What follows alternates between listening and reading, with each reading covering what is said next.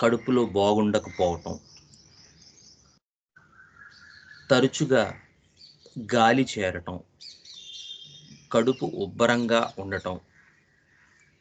So ఇమీడియట్గా మన allopathic brotherhood దాన్ని గ్యాస్ట్రిక్ వచ్చింది నీకు, యూ షుడ్ స్టార్ట్ ప్యాంటాప్రోజాల్ లేదా సోమెప్రోజాల్ లేదా సోమేజ్-డి, ఇట్లా రకరకాల.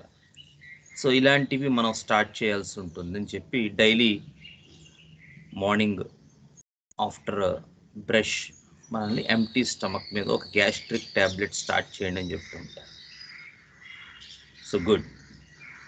అలాంటి కేసెస్లో అంటే patients who had as an easy accumulation of gastric, కడుపు ఉబ్బరంగా ఉండటం, బరువుగా ఉండటం, గాలి చేరటం,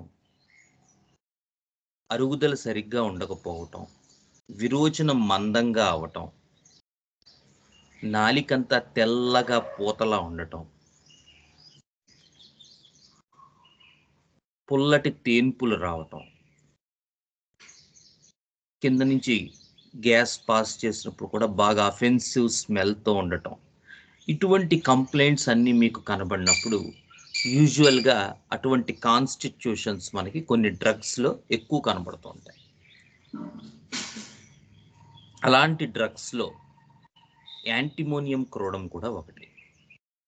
సో చాలామంది యాంటిమ్ క్రూడ్ 6 డైలీ ఒక డోస్ వేసుకుంటూ ఉంటారు, డైజెషన్ బాగుంటూ ఉంటుంది, మంచిదే, కొన్ని కేసెస్కి అవసరం కూడా. But at the same time ఆ పేషెంట్ తాలూకు మెంటల్స్, జనరల్స్, మిగతా కాన్స్టిట్యూషనల్ పిక్చర్ అంతా కూడా యాంటిమోనియం క్రోడమ్కి కనుక సరిపోయినట్టయితే అటువంటి కేసెస్లో యాంటిమ్ క్రూడ్ చాలా అద్భుతమైనటువంటి మిరాకిల్స్ చేస్తూ ఉంటుంది. సో అలా కానప్పటికీ కూడా ఎవరిలో అయితే ఈ గ్యాస్ట్రిక్ డిస్టర్బెన్సెస్ బాగా ఎక్కువ ఇబ్బంది పెడుతూ ఉంటాయో అటువంటి కేసెస్ మనం యాంటిమోనీతో స్టార్ట్ చేస్తే, యాంటిమ్ క్రూడ్ తోటి 30 or 200తో కొంతకాలం ట్రీట్మెంట్ జరిగిన తర్వాత అటువంటి కేసెస్ మనకి యాంటిమోనియం క్రోడమ్తో క్యూర్ అవ్వకపోయినట్టయితే then those cases will lead towards calcarea carb. Antim crude తర్వాత మనకి అటువంటి కేసెస్లో క్యాల్కేరియా కార్బ్ వైపు ఎక్కువగా వెళ్తూ ఉంటాయి. సో అటువంటి కేసెస్లో యాంటిమ్ క్రూడ్కి కాంప్లిమెంటరీ క్యాల్కేరియా కార్బ్. అట్లాగే కొన్ని రకాల కైలోసిటీస్ అంటారు, లేదా వాట్స్, లేదా ఆనికాయలు, కార్న్స్, ఇటువంటి ఎక్స్ట్రా గ్రోత్స్ కొంతమందిలో కనబడుతుంటాయి. అటువంటి వాటిల్లో కూడా యాంటిమ్ క్రూడ్ చాలా వండర్ఫుల్గా ఎఫెక్టివ్గా పనిచేస్తుంది. సో అలాంటి కేసెస్, ఏ కేసెస్లో అయితే growths in the sole of feet కానీ లేదా హ్యాండ్స్ కానీ, ఇటువంటి పామ్స్ రీజన్లో కానీ, ఇలాంటి వాటిల్లో మనకి కూడా యాంటిమ్ క్రూడ్ చాలా బాగా ఇండికేట్ అవుతుంది. యాంటిమ్ క్రూడ్, కాస్టికము, అది కూడా వండర్ఫుల్గా మనకి ఇండికేట్ అవుతుంది.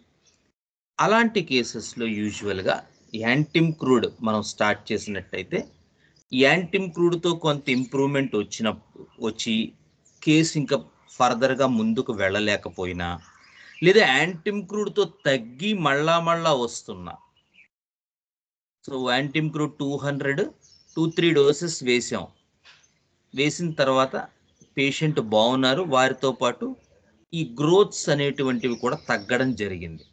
తగ్గి కొన్నాళ్ళు బాగానే ఉండి ఒక 4-5 months తర్వాత మళ్ళీ రీఅపియర్ అవుతుంటే కనుక అటువంటి కేసెస్లో కూడా మనకి యాంటిమ్ క్రూడ్కి కాంప్లిమెంటరీగా తూజా ఇండికేట్ అవుతుంది. సో యాంటిమ్ క్రూడ్ తాలూకు digestive disturbances, poor assimilation, digestive ఎఫినిటీస్ని కాంప్లిమెంట్ చేసి యాంటిమ్ క్రూడ్కి ఫాలోఅప్గా యాంటిమ్ క్రూడ్ తో కొంచెం ఇంప్రూవ్మెంట్ వచ్చి తర్వాత ఫర్దర్గా కావాల్సిన రెమెడీ అయితే క్యాల్కేరియా కార్బ్.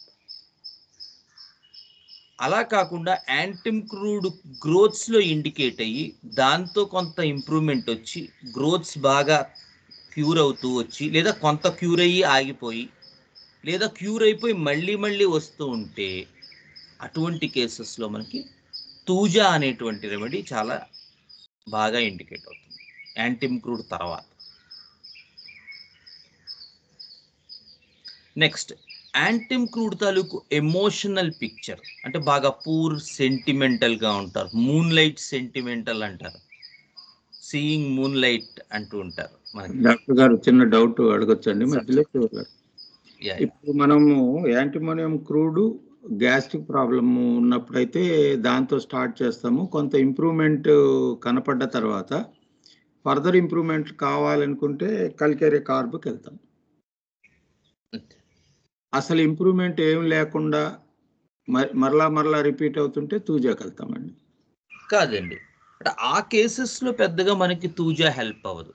అంటే ఇందాక చెప్పాను కదా, తూజా యాంటిమ్క్రూడ్కి ఎప్పుడు ఫాలో అప్గా మనకి ఇండికేట్ అవుతూ ఉంటుందంటే గ్రోత్స్ కేసెస్లో, ఈ అరిపాదాల్లో ఆనికాయలు రావటం లేదా క్యాలోసిటీస్ అంటారు, లేదా కాళ్ళు పగుళ్ళు రావటం, అలాంటి కేసెస్లో, అటువంటి కేసెస్లో మనకి యాంటిమ్క్రూడ్తో కొంత ఇంప్రూవ్మెంట్ వచ్చి ఫర్దర్గా తగ్గకపోయినా లేదా తగ్గి మళ్ళా వస్తుంది, ఆ రెండు కేసెస్లో మనకి తూజా ఇండికేట్ అవుతుంది. గ్యాస్ట్రిక్ ఇష్యూలో కల్కేరియా కార్బ్ ఇండికేట్ అవుతుంది, ఎక్కువ ఇండికేట్ అవుతుంది. గ్యాస్ట్రిక్ ఇష్యూస్, పూర్ ఎసిమిలేషను, ఇవి ఎక్కువ ఉన్నప్పుడు, అంటే ఒక్కొక్క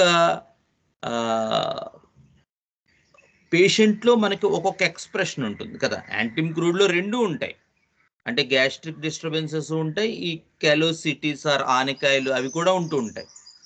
సో రెండు కేసుల్లోనూ కూడా యాంటిమ్క్రూడ్ మనం కాన్స్టిట్యూషనల్గానే ఇస్తూ ఉంటాం డెఫినెట్గా, అతని తాలూకు మెంటల్స్ అవన్నీ చూసుకుని.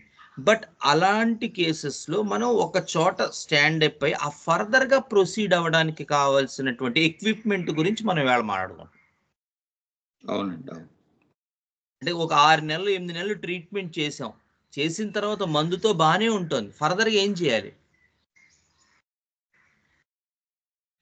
అలాంటి కేసెస్లో మనం ఈ రిలేషన్షిప్ ఆఫ్ రెమెడీస్ లేదా రిలేషన్షిప్ బిట్వీన్ రెమెడీస్ అనేటువంటి కాన్సెప్ట్ మీకు చాలా ఎక్సలెంట్గా యూజ్ అవుతూ ఉంటుంది, ముఖ్యంగా క్రానిక్ కేసెస్లో.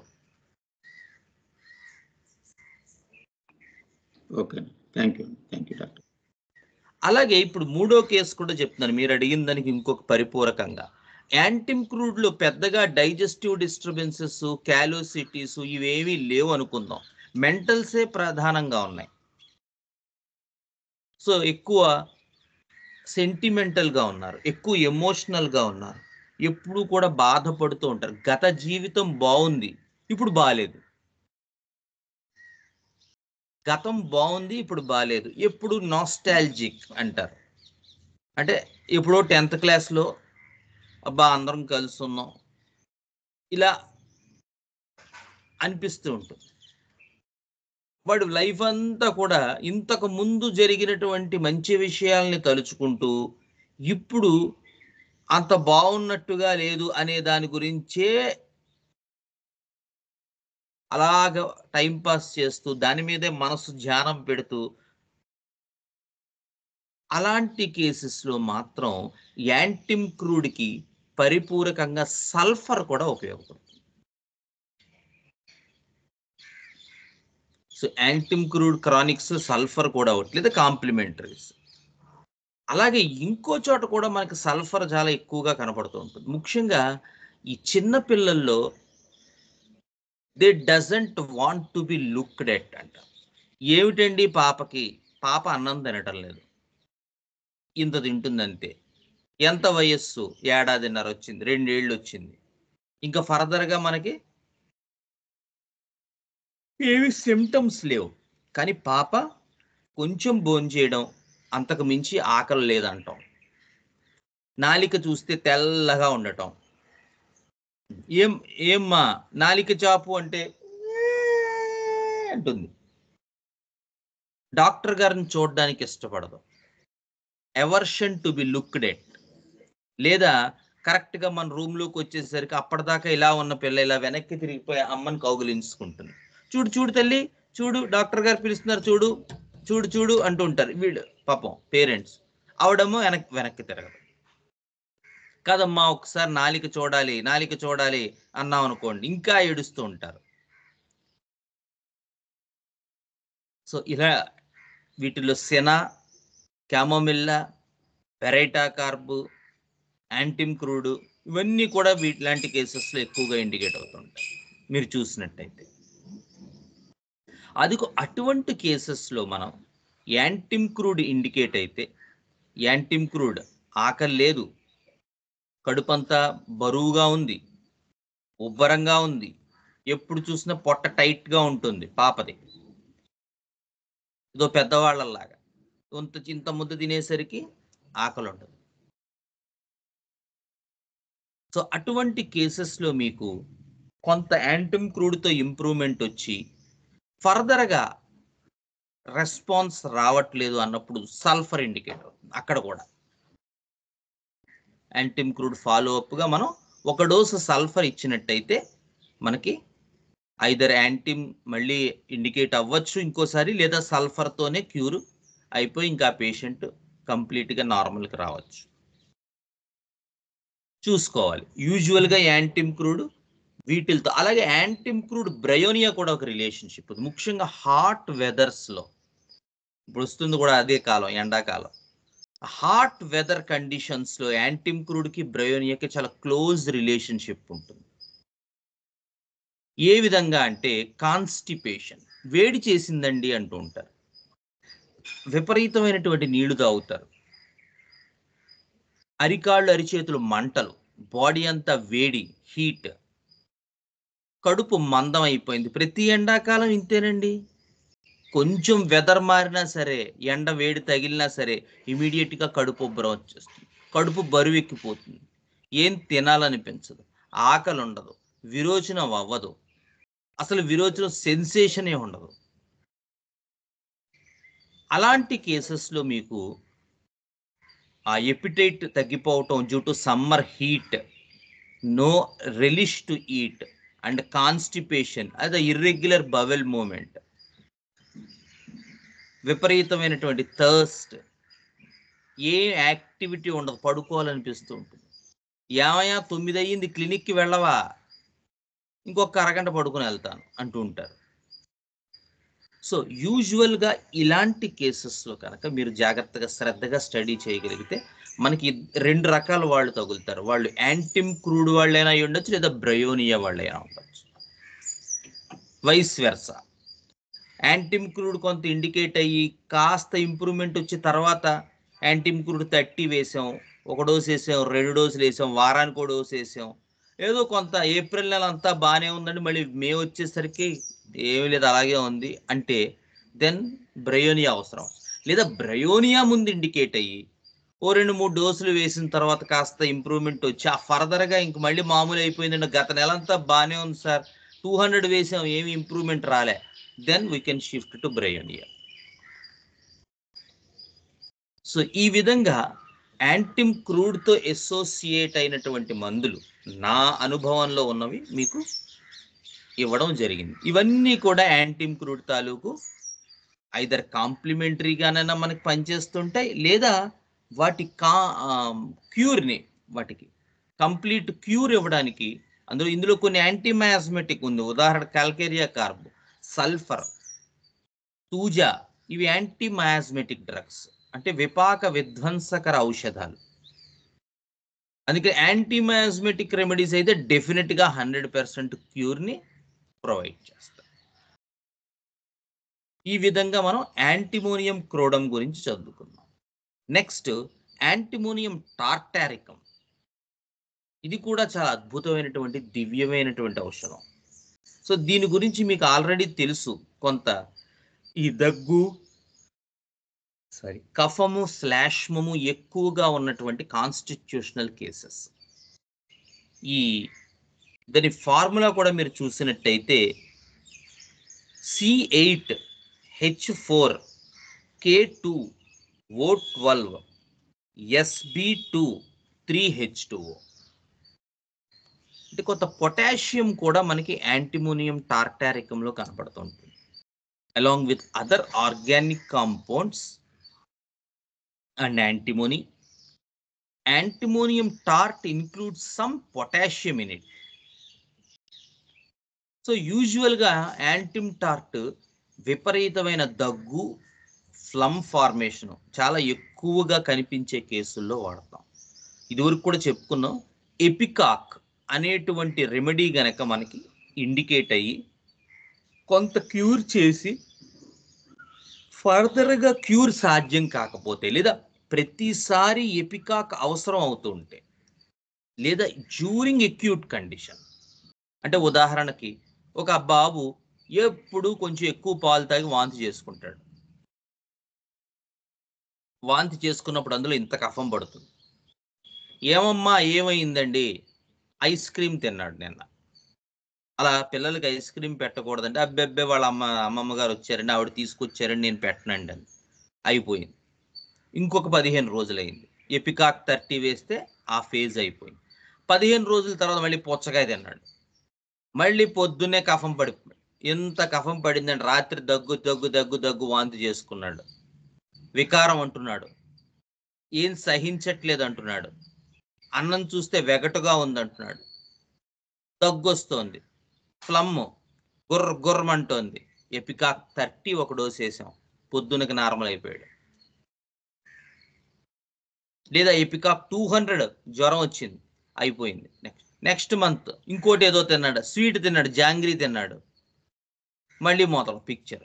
ఇలా 2-3 సార్లు మనం చూసినప్పుడల్లా ఏదైనా కొంత అపత్యం జరిగిన వెంటనే తనకి కఫం తయారైపోవటం, శ్లేష్మం తయారైపోవటం, దగ్గు రావటం, ఒక్కొక్కసారి జ్వరం కూడా రావటం, మనం ఎపికాక్ ఇవ్వటం, తగ్గిపోవటం జరుగుతుంది అనుకోండి.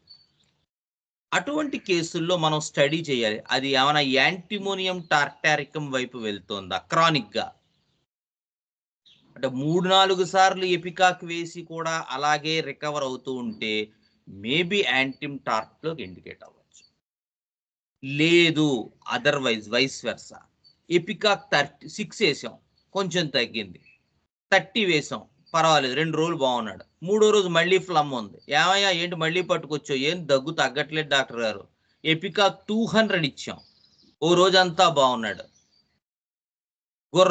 గుర్రమంటుందండి, ముఖ్యంగా తెల్లవారుజామున ఎర్లీ మార్నింగ్స్ ఇంకా విపరీతమైనటువంటి దగ్గు వస్తుంది, రాత్రులంతా అలా పగలంతా తెల్లవారుజామున అంతా లేచి కూర్చుని అలా దగ్గుతూనే ఉంటున్నాడు. ఎపికాక్ వేసాం, 6 వేసాం, 30 వేసాం, 200 వేసాం, 1M వేసాం, అయినా కూడా వారమైనా ఏమీ మార్పు రావట్లేదు, ఇంకా లింగరింగ్ గానే ఉంది. యాంటిమ్టార్ 200 ఒక డోసు వేయాలి, వేస్తే వాడికి ఎపికాక్తో వచ్చిన ఇంప్రూవ్మెంట్ అంతా నిలబడిపోతుంది. అంటే డ్యూరింగ్ ఎక్యూట్ కూడా యాంటిమోనియం టార్ట్ పడచ్చు, లేదా క్రానిక్గా రిపీటెడ్గా ఎపికాక్ వాడి ఒక స్టాండ్ స్టిల్కి వచ్చాక ఇక ఫర్దర్గా వాడిని ముందుకు తీసుకెళ్ళడానికి మనం ఎపికాక్ యాంటిమోనియం టార్టారికం వేయాల్సి రావచ్చు.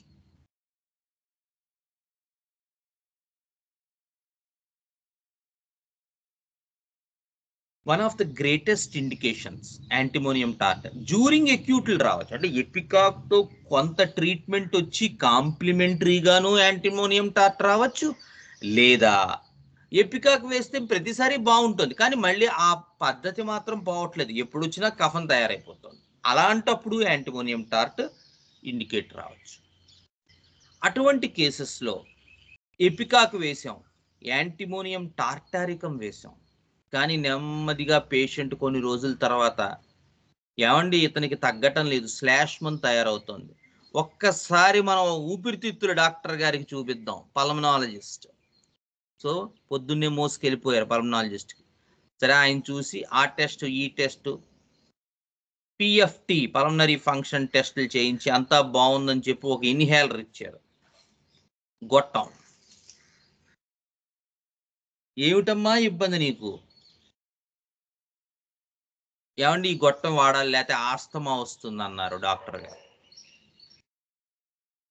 సో ఎపికాకు యాంటిమోనియం టార్ట్తో కొంత ట్రీట్మెంట్ జరుగుతోంది, కానీ పేషెంట్ పూర్తిగా రికవర్ అవ్వలేకపోతున్నాడు. అటువంటి కేసుల్లో మీకు నాట్రమ్ సల్ఫ్యూరికం అనేటువంటి మందు ఇండికేట్ అవుతుంది. లేదా మెడోరినం కూడా మనకి అలాంటి కేసెస్లో ఎలాంగ్ విత్, లేదా నాట్రమ్ సల్ఫ్ కూడా పనిచేయకపోతే, అంటే ఎపికాక్ వేసాం కొంత బాగుంటున్నాడు, తర్వాత యాంటిమోనియం టార్ట్ వేసాం, ఆ ఇదివరకుటంత ఉధృతం లేదని కానీ ఇంకా ఉంది. సరే స్టడీ చేసి గ్రావోగల్ కాన్స్టిట్యూషన్స్ అంటారు. సో వారిని తీసుకొచ్చి నాట్రమ్ సల్ఫ్యూరికం వేసాం, తేమ కనబడితే చాలు శ్లాష్మం అయిపోతున్నాడు, చల్లదనం తగిలితే చాలు తేడా వచ్చేస్తుంది. నాట్రమ్ సల్ఫ్తో బాగుంది. ఒక ఏడాది ట్రీట్మెంట్ అయ్యాక నాట్రమ్ సల్ఫ్తో చాలా చక్కగా దెబ్బగా తయారయ్యాడు. సన్నగా రివటంలా ఉండేటువంటి మనిషి బాగా చక్కగా తయారయ్యాడు. కానీ అప్పుడు కూడా నిలబట్టలేదు కేసు. కొంత ఇంప్రూవ్మెంట్ వచ్చినప్పటికీ కూడా మధ్య మధ్యలో గుర్రమంటుందండి బాబు ఇతనికి, ఏం చేయమంటారు? అప్పుడు మెడోరినం వారు వస్తారు. అలాంటి కేసుల్లో ఈ ఎపికాకు, యాంటిమోనియము, నాట్రమ్ సల్ఫ్ వీటన్నిటికీ కూడా కాంప్లిమెంటరీగా లేదా కేస్ క్యూర్ చేయడానికి ఈ మెడోరినం అనేటువంటి రెమెడీ 200లో కానీ 1mలో కానీ అవసరమైతే మనం ఒక డోస్ వేయవలసి ఉంటుంది. వేస్తే ఇంకా ఆ కేసు అక్కడతో క్యూర్ అయిపోతుంది. ఆ గుణం అనేటువంటిది పెర్మనెంట్గా పోతుంది. లేకపోతే అంతకుముందు పుచ్చకాయ తింటే కఫం పడుతుంది, దబ్బకాయ తింటే కఫం పడుతుంది, పులిహోర తింటే కఫం పడుతుంది, ఇలా మీరు ఏది చూసినా, ఓ చాక్లెట్ ముక్క తింటే కఫం పడుతుంది, శ్లాష్మం పడుతుంది, నెమ్ము చేస్తుంది, ఊపిరితిత్తులు గొర్రమంటూ ఉంటాయి. అలాంటి కేసెస్లో మనకి, అంటే ఇవి యూజువల్గా మనకి జరిగే పరిణామం చెప్పాను. ఒక్కొక్కసారి all the way out of box జరుగుతుంది. ఉదాహరణకు ఒక కేసులో ఎపికాక్ 30 ఇచ్చాను నేను, ఎగ్జాంపుల్ చెప్తున్నాను. వాళ్ళు ఎపికాక్ 30 ఇంటి దగ్గర పెట్టుకుంటారు, ఆ బాటిల్. ఏమిటంటే ఎప్పుడోసారి చెప్పాను నేను, ఎపికాక్ 30 కొనివేయండి నేను ఊళ్ళో లేకపోతే. సో ఈ అబ్బాయి కఫం పట్టినప్పుడల్లా ఎపికాక్ 30 వేస్తూ ఉంటారు. బాగానే ఉంది, ట్రీట్మెంట్ బ్రహ్మాండంగా తగ్గుతోంది, కానీ ఆ గుణం పోవట్లేదు. సో ఒక 3 నెలలో 6 నెలలో అయ్యాక నేను మేల్కొన్నాను, వాళ్ళు మేల్కొన్నారు. చూసి నేను ఒకసారి కేసు స్టడీ చేస్తే, నాకు అతను రాత్రిపూట కర్టెన్లు ఇలా ఇలా ఇలా కదులుతూ ఉంటాయి కదా ఈ ఇంట్లో కర్టెన్లు, ఆ టైంలో అతను హారిఫై అయిపోతాడు. భయం, టెన్షన్, ఆ కర్టెన్లు తగిలితే వద్దు నేను చూడను చూడండి అంటూ ఉంటాడు ఆ బాబు. చీకటి అంటే భయం వచ్చేసింది అతనికి. కంపల్సరీగా లైట్ ఉండాలి దాంట్లో, లేదా ట్యూబ్లైట్ వేసుకుని పడుకుంటాడు. ఒక 2-3 ఏళ్ళు అతనికి అప్పటికి ఒక 6 నెలలు 1 year నుంచి జరుగుతుంది, బాగానే ఉంటున్నాడు. కానీ ఆ కఫం తయారవడం అనేది కట్ అవ్వలేదు. ఆ జ్వరాలు రావటం అంత సివియారిటీ అయితే పోయింది, కానీ ఆ స్వభావం రీత్యాలో పెద్దగా మార్పు రాలేదు. సరే ఈ కేసు ఇలా స్టడీ చేసి అతనికి తర్వాత స్ట్రామోనియం 200 ఇచ్చాను ఒక డోసు. ఈ కేసులో ఇస్తే అతనికి గత 3 నెలల్లో 4 నెలల్లో పైన కూడా ఇక మళ్ళీ కఫం తయారవడం అనే పాయింట్ లేదు. పాపం ఈసారి ఎపికాక్ 30 బాటిల్ నిరుత్సాహపడింది, ఎందుకంటే దాన్ని వాడలేదు కాబట్టి. చాలా రోజుల తర్వాత మొన్న మధ్య మళ్ళీ కొంచెం ఫ్లమ్ తయారైతే మళ్ళీ వాళ్ళ ఫాదర్ ఇంకొక డోస్ వేశారు, వేస్తే తగ్గిపోయింది. ఒక 6 months 5 months గ్యాప్ ఇచ్చింది. అది చాలా బిగ్గెస్ట్ అచీవ్మెంట్ అనమాట. సో అలా ఉంటుంది అనమాట. అంటే అవుట్ ఆఫ్ బాక్స్ కూడా జరగచ్చు, అందుకని ప్రతిసారి ఏమని మీరు అలా చెప్పారు ఎపికాక్ యాంటిమోనియం టార్ట్ అన్నారు కదా, మరి ఈసారి వేయలేదే సో మనం చెప్పే పాయింట్స్ ఏంటంటే యూజువల్గా జరగచ్చు, ఒకసారి అవుట్ ఆఫ్ బాక్స్గా, ఒక్కొక్కసారి డిఫరెంట్ రెమెడీస్ కూడా. మీ ఎక్స్పీరియన్స్, అందుకే చెప్పాను ఇది only text book case lecture కాదు. నేను చాలా మందికి ఒకళ్ళిద్దరికి మొన్న కూడా చెప్పాను, ఎవరో రిలేషన్షిప్ బిట్వీన్ రెమెడీస్ క్లాసులు మాత్రం మిస్ అవ్వద్దు, మిగతా మిస్ అయినా పర్లేదని. ఎందుకంటే ఇందులో not only the experiences given by the great masters, there are some of the finer experiences of my own practice which will help you a lot, and even your own clinical experiences also can be added. నేను ఎవరో ఈ medorrhinum చెప్పాను, ఇంకో ఆయన ఎవరో చోబర్కరణం చెప్పారనుకోండి, so డెఫినెట్గా మనం ఇండికేట్ అవ్వచ్చు. We cannot neglect that sort of situation where some people come with their own experiences. We should welcome that. మనం వాటిని కూడా అంగీకరించాలి, అవి కూడా మనవిగా పొందుపరుచుకోగలగాలి. అల్టిమేట్గా ఒకరికొకరు మనం ఈ రకంగా మన క్లినికల్ ఎక్స్పీరియన్సెస్ షేర్ చేసుకున్నట్టయితే that will be a greatest valuable in practice, and we can help the patients more than our own capacity. So ఫైనల్గా ఎపికాక్, యాంటిమోనియం టార్ట్ అనేటువంటివి మనకి ఈ రకంగా వాటి తాలూకు ఫ్రేమ్ వర్క్ అని కలిగి ఉంటాయి.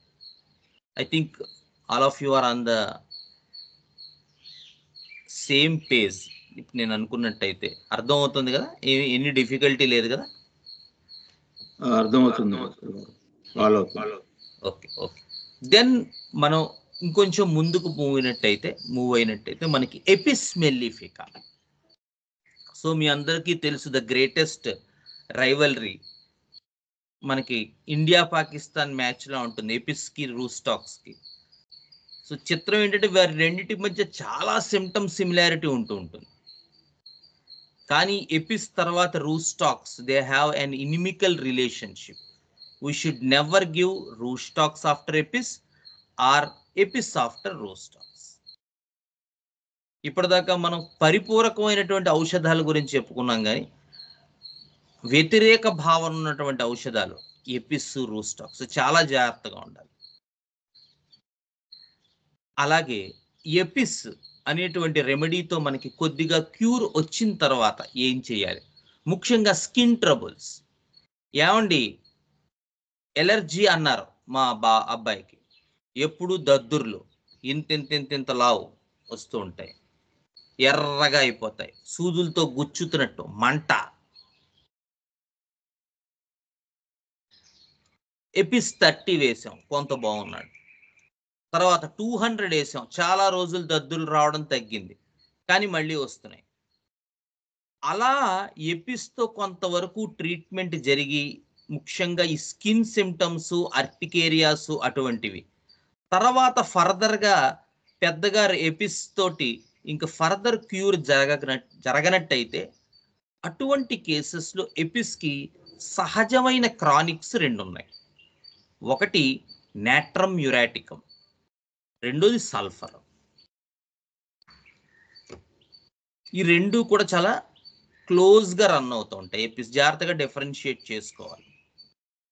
నాట్రమూరు, సల్ఫర్ రెండు కూడా ఈ ముఖ్యంగా ఈ urticaria or any other such sort of skin ట్రబుల్స్లో కొంత క్యూర్ వచ్చి ఫర్దర్గా రెస్పాండ్ రావటం లేదు ఇంతకన్నా అనేటువంటి దాంట్లో ఎపిస్కి మనకి క్యూర్గా, ఎపిస్కి మనం ఇదిగా సల్ఫరు తర్వాత నాట్రమూరు, ఈ రెండు కూడా మనకి ఇండికేట్ అవుతాయి. నెక్స్ట్ ఎపిస్కి ఇది బుజ్జిగారు ఇచ్చినటువంటి డైమెన్షన్, డాక్టర్ ఈవిఎం ఆచార్య. ఎపిస్ రీనల్ కేసెస్ ముఖ్యంగా ఎర్లీ లైట్గా రైజ్ అయిందండి క్రియాటినిన్ 1.8 అంటున్నారు, ఏమైనా హోమియోపతిలో ఉందా? గ్లోమర్యులార్ నెఫ్రైటిస్ అన్నారు, లేదా సిఆర్ఎఫ్ లేదా ఏఆర్ఎఫ్. సో అలాంటి కేసెస్లో ముఖ్యంగా kidney related are urinary symptoms related కేసెస్లో ఎపిస్ ఇండికేట్ అయ్యి కొంతవరకు ట్రీట్మెంట్ చేసి ఆ తర్వాత ఫర్దర్గా ఇంక ఎపిస్తో కనుక ఇంప్రూవ్మెంట్ రావటం లేదు అన్నప్పుడు మనకి అలాంటి కేసెస్లో ఎపిస్కి క్రానిక్గా బుజ్జిగారు మెర్క్సాల్ ఇమ్మన్నారు. మెర్క్యూరీ ఫాలోస్ వెల్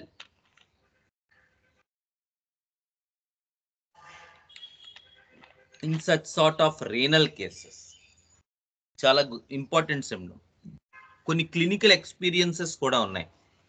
బుజ్జిగారి దగ్గర స్టడీ చేసినప్పుడు ఆయన కొన్ని కేసెస్లో అది చేశారు, రిజల్ట్స్ కూడా చాలా బాగా వచ్చాయి. Very well treated and very well result oriented cases. So Epis and Merxol. Epis is followed well by Merxol in such sort of renal cases, kidney dysfunctions, urinary tract infections, UTIs. Urinary tract infections లో కూడా Apis తో కొంత భాగం treatment అయ్యింది. ప్రతిసారి urinary symptoms వస్తున్నాయి, మంట, నొప్పి, దురద.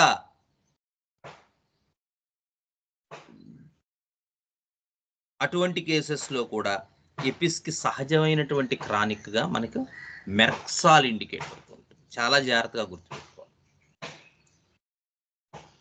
నెక్స్ట్, ఈ ఎపిస్ తో మంచి అనుసంధానం కలిగినటువంటివి ముఖ్యంగా ఈ సిఎన్ఎస్ కేసెస్ లో, అంటే ఎపిలెప్సీ లేదా మెనింజైటిస్, అటువంటి brain related dysfunctions, brain related cases లో ఎపిస్ కి క్రానిక్ గా లేదా ఎపిస్ కి కాంప్లిమెంటరీగా కొన్ని మందులు పడుతుంటాయి. ముఖ్యంగా హెలిబారస్ ఆర్ ఓపియం.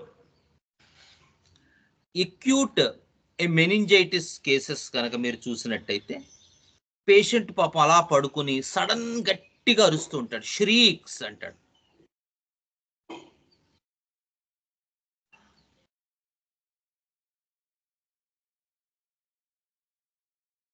అలాంటి కేసెస్లో సడన్ ష్రీక్స్తో అరవటం, ఫిట్స్ రావటం, జ్వరం, బాగా ఇబ్బంది పడటం, మెనింజైటిస్ అండి మీ బాబుకు అని చెప్తారు. సో అలాంటి కేసెస్లో ఎపిస్ 1M, ఒక్కొక్కసారి 10M కూడా ఇండికేట్ అవ్వచ్చు. సో అలాంటి కేసెస్లో ఎపిస్తో కనుక కొంత రిజల్ట్ వచ్చి తర్వాత ఆ ఫేజ్ అయిపోయిన తర్వాత పాపం వాళ్ళు బాగా డ్రౌజీగా అయిపోయి కోమాలోకి వెళ్ళిపోయి నాన్ రెస్పాన్సివ్ అయిపోతారు.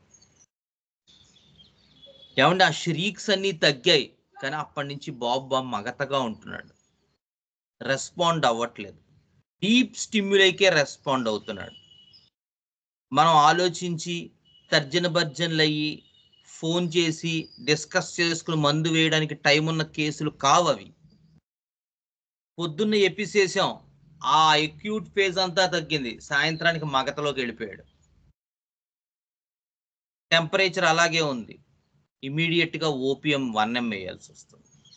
సో అలాంటి కేసెస్లో, సిఎన్ఎస్ కేసెస్లో ఎపిస్కి ఓపియం కాంప్లిమెంటరీగా పనిచేస్తుంది. అలాగే ట్యూబర్క్యులినం కూడా, మెనింజైటిస్ కాదండి, ట్యూబర్క్యులర్ మెనింజైటిస్, హై టెంపరేచర్, విపరీతమైన హెడేక్, ఎపిలెప్సీ అటాక్స్ మధ్య మధ్యలో మనలో ఉండట్లేదు, లేదా కాన్షియస్ డౌన్ అయిపోతుంది, పేషెంట్ డిటీరేట్ అయిపోతున్నాడు, పొద్దున్నో మేనిటాల్, మధ్యాహ్నం మేనిటాల్, రాత్రో మేనిటాల్ పెడుతున్నారు, అయినా కూడా హైడ్రోసెఫాలిస్ తగ్గలేదు, విపరీతమైనటువంటి ఫ్లూయిడ్స్ చేరిపోయాయి బ్రెయిన్లో. ఏమైనా హోమియోపతిలో మందు ఉందా, ఏమైనా చేయగలమా?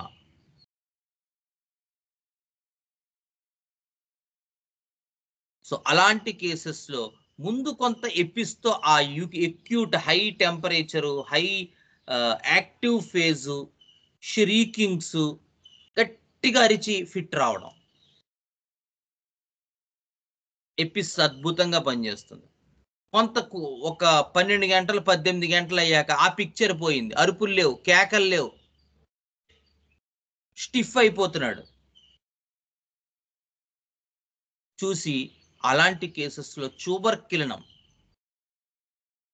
10M ఒక డోసు కనుక ఇచ్చినట్టయితే మాస్టర్ గారు చెప్తారు, వాడికి కనుక ఆయువు అంటూ ఉంటే భూమి మీద ట్యూబర్క్యులినం వాడిని లాగేస్తుంది లోపలికని చెప్తారు. అడ్జస్ట్ వాకిలి మీద కూర్చుంటాట, అటు వెళ్ళడమా ఇటు వెళ్ళడమా అని. సో వాడికి ఆయుర్దాయం అంటూ ఉంటే గనక వాడికి అలాంటి కేసెస్లో ట్యూబర్క్యులినం వాడిని లోపలికి లాగేస్తుంది. వన్స్ వాడు లోపలికి వచ్చాడంటే చాలు, అయిపోయినట్టే ఇంకా case. Tuberculum will take care of each and everything. కానీ ముందు కండిషన్స్లో, ముందు టైంలో మాత్రం ఎపిస్ ఇండికేట్ అవుతుంది.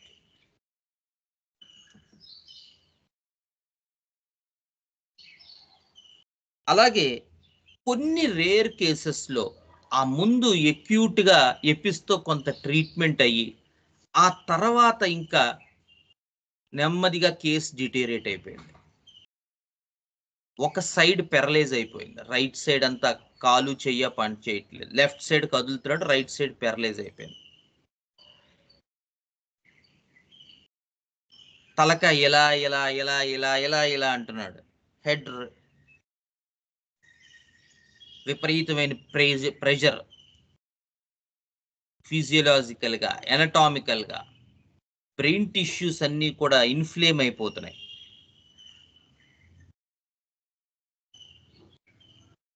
ఏమండి సిఎస్ఎఫ్ టెస్ట్ చేయాలి అంటారు, ఏం తెలుస్తుందో అని మాస్టర్ గారు చెప్తారు. అది ఏం తెలుస్తుందో అందులో ఎవరికీ తెలియదు, కానీ ఆ టెస్ట్ చేయాలి. లంబార్ పంచర్ చేయమంటారు.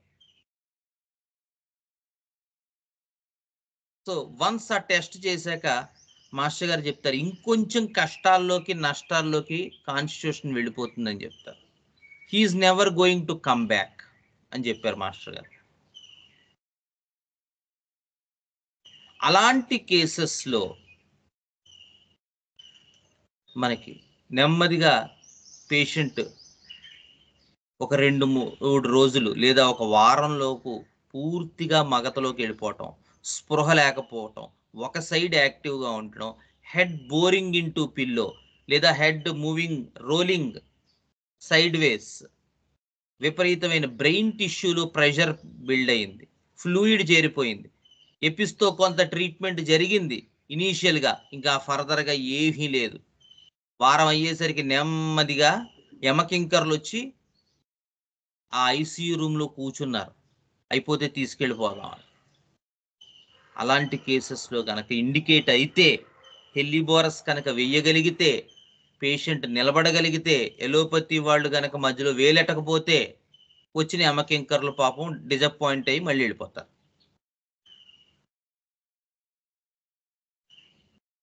సో అలాంటి కేసెస్లో మీకు Helleborus is the complementary for Apis. చూసుకోవాలి. సెరిబ్రల్ ట్రబుల్స్లో మీకు ఇందాక పైన చెప్పుకున్నటువంటి వాటిల్లో ఎక్కువగా క్రానిక్కే చెప్పుకున్నాం, కానీ ఇక్కడ మాత్రం అంత టైం ఉండదు.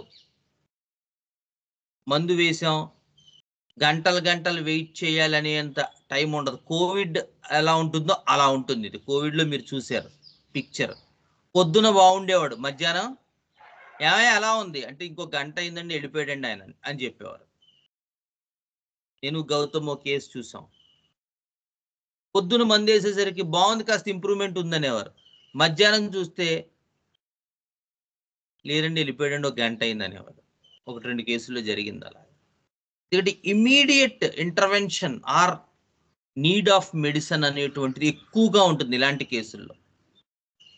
మనం నెమ్మదిగా గ్రహాలు లెక్కట్టి ముహూర్తాలు చూసుకుని మందు వేస్తే అక్కడ మందు మనం వేసుకోవాలి, పేషెంట్ వెళ్ళిపోతాడు.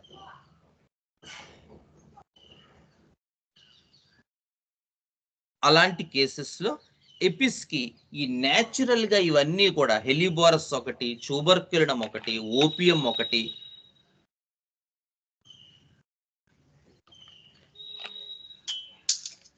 ఈ సిఎన్ఎస్ ట్రబుల్స్లో వాటికి ఏ పేర్లైనా పెట్టనివ్వండి, మెనింజైటిస్, ఎపిలెప్సీ, స్టాటస్ ఎపిలిప్టికస్, ఇలా ఏదైనా, కానీ బ్రెయిన్ రిలేటెడ్ కేసుల్లో మాత్రం ఎపిస్కి కాంప్లిమెంటరీగా ఇవి స్టడీ చేసుకోండి, పక్కన రాసుకోండి. నెక్స్ట్ ఆర్జెంటమ్ మెటాలికం. ఆర్జెంటమ్ మెట్ మీకు తెలుసు, ఎక్కువగా మన గొంతుకు సంబంధించిన వాటిల్లో వాడుతూ ఉంటాం. ఎక్కువగా కఫం తయారవుతూ ఉంటుంది, శ్లాష్మం తయారవుతూ ఉంటుంది, గొంతు పోతుంది. ముఖ్యంగా స్పీకర్స్ వీళ్ళు గట్టిగా అరుస్తారు స్కూల్లో, కూర్చోండి స్టూడెంట్స్ కూర్చోండి గట్టిగా. ఒక 70-80 మంది ఉంటారు ఆ క్లాస్, వాళ్ళందరూ అల్లరి చేస్తూ ఉంటారు. వీడు అస్తమాను గొంతు వాడుతూ వాళ్ళని కంట్రోల్ చేస్తూ ఉండాలి. అలాంటి కేసెస్లో మనకి సహజంగా ఎక్కువ ఫ్లమ్ తయారవటం, దాంతో గొంతు పోవటం, లేదా ఓవర్ యూజ్ అయ్యి గొంతు పోవటం, ఇది మనకి ఆర్జెంటం మెటాలికంలో కనబడుతుంది. సో అలా ఆర్జెంటం మెట్తో యూజువల్గా కేసెస్, అదే యాంటీమాస్మెటిక్ రెమెడీ కాబట్టి 99% కేసెస్, అలాంటి కేసెస్ తగ్గుతాయి. బట్ ఇంకో సార్ట్ ఆఫ్ కేసెస్ ఉన్నాయి ఆర్జెంటం మెట్లో. ముఖ్యంగా కార్టిలేజ్ ఇన్వాల్వ్ అవుతాయి. ఇక్కడ కూడా యాక్చువల్గా ఇది లారింగ్స్ కూడా వన్ సార్ట్ ఆఫ్ కార్టిలేజే. ఈ కార్టిలేజ్ టిష్యూ ఇన్వాల్వ్ అయ్యి దానివల్ల ఎఫెక్ట్ అవుతుంది. ఇంటర్వెర్టిబ్యులర్ డిస్క్ బల్జ్ ఉందండి, ఏం చేయాలి? కోలోసింత్ ఇచ్చాం, దానివల్ల సయాటికా వచ్చింది. ఎడం వైపు కాలు లాగుతోంది, మక్కె నుంచి పాదం దాకా, చాలా సివియర్ పెయిన్ ఉంది, ఏం మందులు వాడినా తగ్గట్లేదు. డాక్టర్ గారు చూపిస్తే డిస్కులు వాచాయి అన్నారు. డిస్క్ కి మధ్య ఉండేటువంటి intervertebral disc which is made of again cartilage. వాపు వచ్చింది, వాచింది, కింద ఉన్న నరాన్ని నొక్కుతోంది, స్టెనోజ్ అవుతోంది, స్టెనోసిస్ జరుగుతోంది. ఆ సయాటిక్ ఆ వైపు అంతా ప్రాబ్లంగా ఉంది, ఎడమంతా లాగేస్తోంది. కానీ ఎడం వైపు పడుకుంటే బాగుంటుంది. ఇటువైపు నొప్పి వస్తే అటువైపు పడుకుంటేనే నాకు రిలీఫ్గా ఉందండి అన్నారు. చూసి కోలోసింత్ ఇచ్చాం, చక్కగా పనిచేసింది, బ్రహ్మాండంగా, దివ్యంగా. కొన్నాళ్ళు బాగున్నాడు. ఒక 3 నెలలు, 4 నెలలు, 6 నెలలు కోలోసింత్ 30 ఇచ్చాం, 200 ఇచ్చాం, 1M కూడా ఇచ్చాం. ఇంకా ఫర్దర్గా అంతవరకు తగ్గి ఆ తర్వాత తగ్గట్లేదండి. ఆ కొద్దిగా ఆ 10% అలాగే ఉండిపోయింది డాక్టర్ గారు. అలాంటి కేసెస్లో ఆర్జెంటం metallicum is a natural follower, చాలా బాగా పనిచేస్తుంది. అలాగే అమోనియం మూర్తో జరగచ్చు కొన్ని కేసులు. అమోనియం మూర్ ఇండికేట్ అవుతుంది ఈ టైప్ ఆఫ్ కేసెస్. కాలు పైకి లాక్కుని పడుకుంటూ ఉంటారు, కాలంతా లాగేస్తూ ఉంటుంది, ఏదో టెండాన్స్ షార్ట్ అని అయిపోయినట్టు ఉంటుంది అంటారు కెంట్ గారు. దాన్ని ఎవరో టెండాన్స్ని ఇలా పైకి లాగి షార్టెన్ చేసేసినట్టు అంత పెయిన్ వచ్చేస్తూ ఉంటుంది. పిక్క పట్టేసే అంటూ ఉంటారు, పిక్క లాగేస్తుంది అంటూ ఉంటారు. లేకపోతే ఎప్పుడు ప్రతిరోజు అలాగే ఉంటుంది. సో కేసు స్టడీ చేసి అమోనియం మ్యూరాటికం ఇచ్చాం, చాలా బాగా పనిచేసింది. చాలా రోజులు ఆ ట్రబుల్ లేదు. మళ్ళీ వస్తే ఇంకో డోస్ 200 ఇచ్చాం, 1M కూడా ఇచ్చాం. కొంత ఇంప్రూవ్మెంట్ వచ్చింది, డ్యూరేషన్ పెరిగింది, ఇంటెన్సిటీ తగ్గింది, కానీ పూర్తిగా పోలేదు. నెలకో 2 నెలకో 3 నెలలకో కాస్త కనబడుతోంది, ఇంకా అంత తీవ్రత లేదు కనుక వస్తుంది. ఇంకా అప్పుడు అలాంటి కేసుల్లో కూడా అమోనియం మూర్కి మనం జాగ్రత్తగా మళ్ళీ ఎంఆర్ఐలు అవి చేయిస్తే మళ్ళీ సేమ్ ఇంటర్వెర్టిబ్రల్ డిస్క్ బల్జ్ అన్నారండి, వాచింది అంటున్నారు, కిందున్న నరాన్ని నొక్కుతోంది అంటున్నారు, దానివల్ల నడు నొప్పి వస్తుంది, మక్కి నొప్పి వస్తుంది, పాదం నొప్పి వస్తుంది, మక్కెంతా లాగేస్తుంది, తిమ్మిరెక్కుతోంది. అలాంటి కేసెస్లో మీకు argentum metallicum is a natural follower of ammonium.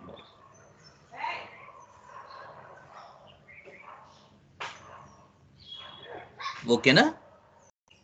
So ఇవి యూజువల్గా మనకి ఆర్జెంటం మెట్తో అసోసియేట్ అయినటువంటి. సో నెక్స్ట్ ఆర్జెంటం నైట్రికము మొదలైనవి ఉన్నాయి. ఆర్సనిక్ ఆల్బమ్ కొంచెం పెద్దవి కాబట్టి మనం నెక్స్ట్ సెషన్లో ఈ మిగతా రెమెడీస్ అనేటువంటివి చదువుకుందాం. ఓకే, సో ఎవరికైనా ఈ వేళ క్లాస్లో ఏమైనా డౌట్స్ ఉన్నాయా?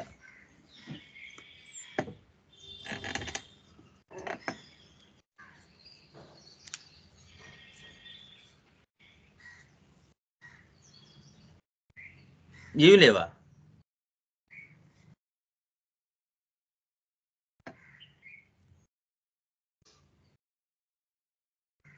ఎవరికైనా ఎనీ డౌట్స్?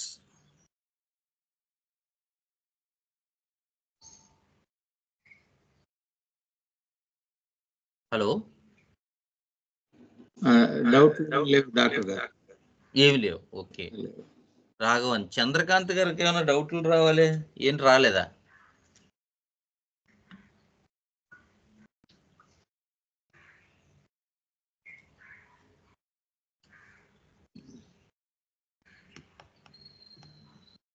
Okay. So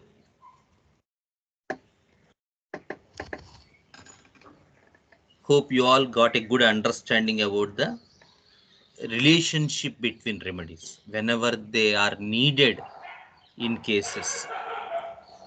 ఎందుకంటే ఒక జంక్షన్కి వచ్చాక కేసు ఎట్టిపోతుందో మనకి తెలియదు.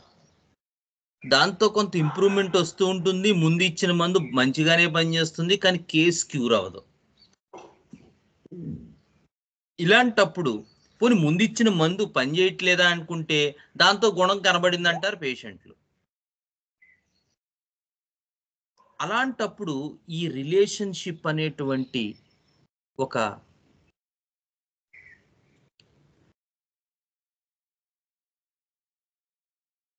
కాండ మన దగ్గర ఉన్నట్టయితే మనకి డైరెక్షన్ క్లియర్గా తెలుస్తుంది.